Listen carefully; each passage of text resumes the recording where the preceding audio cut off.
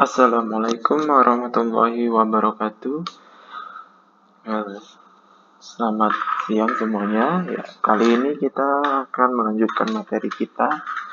Materi sebelumnya terkait dengan describing automated system dan masih berkaitan dengan describing automated system. Kali ini kita membahas tentang discussing readings and trends. Discussing readings and trends di sini maksudnya kita melihat data-data terkait engineering, kemudian kita menginterpretasinya. Apakah ada kecenderungan tren di sini, kecenderungan gimana? Apakah kecenderungan naik atau kecenderungan turun? Nah, in English, itu untuk menyatakan trends, kecenderungannya, atau hasil dari apa yang kita baca dari data, apakah itu naik atau turun, bisa diungkapkan dengan beberapa kata. Ya, ini pertama, decrease dan fall. Decrease dan fall artinya turun. Kemudian increase dan rise artinya turun. Nah, untuk lebih tepat lagi, lebih spesifik lagi menggunakan kata decrease, fall, dan increase, mari kita simak materi berikut ini. Nah, fall sama decrease itu merupakan kata yang saling bersinonim. Apa itu bersinonim? Saling memiliki makna atau arti yang sama. Kalau nah, keduanya berfungsi sebagai kata kerja dan berfungsi juga sebagai kata benda. Kalau decrease saat berfungsi sebagai kata kerja, ini menunjukkan jumlah, gitu ya, jumlah. Jadi merujuk pada jumlah. Apakah dia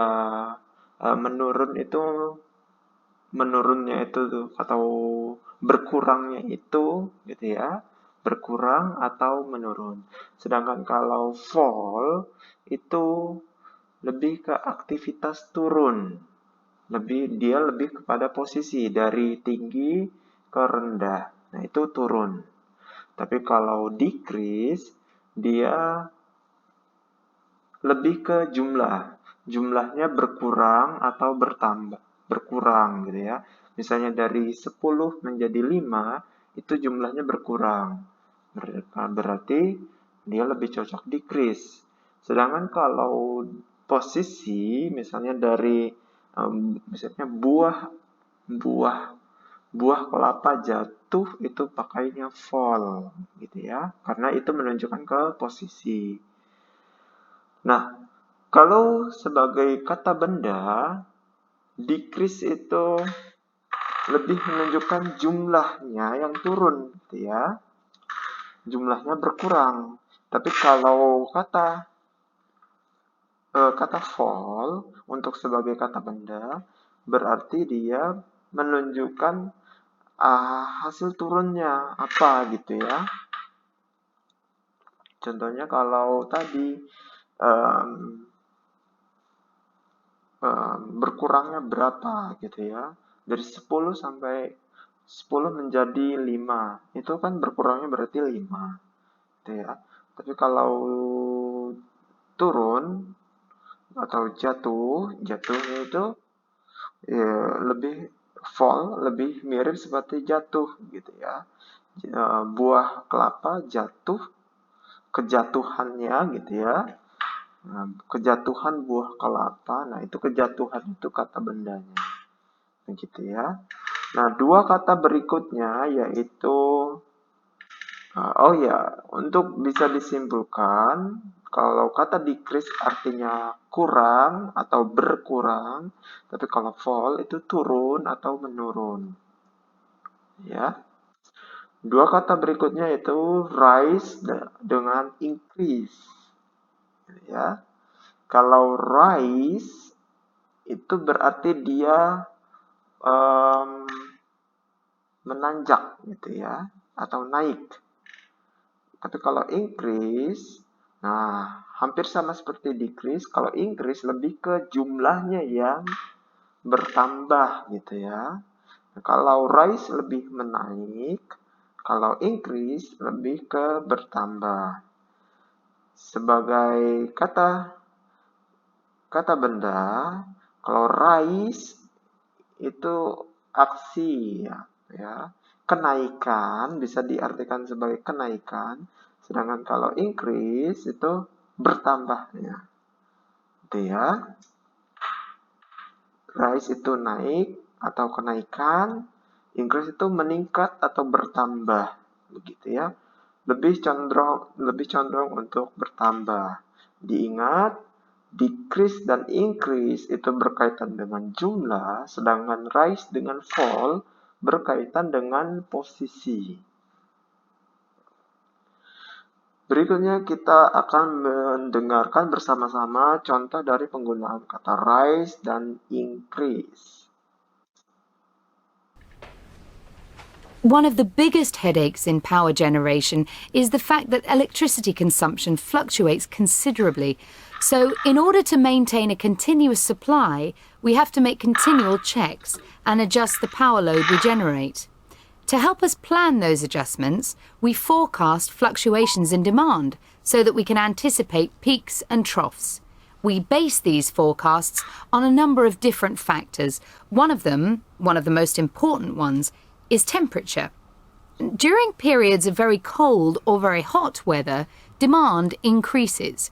The increase in demand is obviously due to millions of electric radiators coming on when it's cold and air conditioning units working hard when it's hot. Another factor, a key factor, which increases or decreases demand is whether or not it's light or dark in the morning and evening. Obviously, that dictates lighting consumption. So those are the two main seasonal factors. They generally go hand in hand, so on cold, dark winter evenings, the rise in demand is significant compared with warm, light summer evenings. We also take into account what day of the week it is, particularly whether it's a weekday or the weekend. Generally, demand rises during the week, when factories and offices are operational, and then decreases when a lot of them close at the end of the week.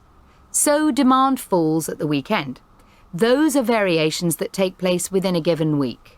During any given day, there are factors such as meal times, when electric ovens are switched on. Obviously, that causes a jump in consumption.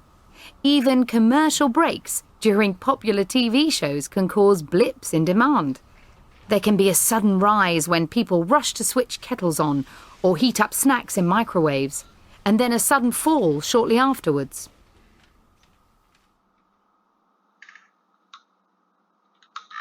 Ya, demikian tadi listening kita terkait dengan penggunaan kata rise, increase, fall, dan decrease, gitu ya. Nah, listening tadi itu membahas tentang bagaimana penggunaan listrik bisa naik dan bisa turun, tergantung dari trennya. Salah satu yang menentukan tren penggunaan listrik bisa naik atau turun itu adalah cuaca. Misalnya kalau cuacanya dingin, itu orang-orang cenderung untuk pakai penghangat ruangan, gitu ya. Atau kondisinya gelap, orang-orang pasti banyak yang menghidupkan lampu, begitu ya. Nah, jangan lupa nanti setelah ini kalian mengisi kuis di Google Classroom terkait dengan listening yang barusan kalian dengarkan. Oke ya, ingat sekali lagi jangan lupa untuk mengerjakan kuis. Ya, demikian untuk kelas hari ini. Wassalamualaikum warahmatullahi wabarakatuh.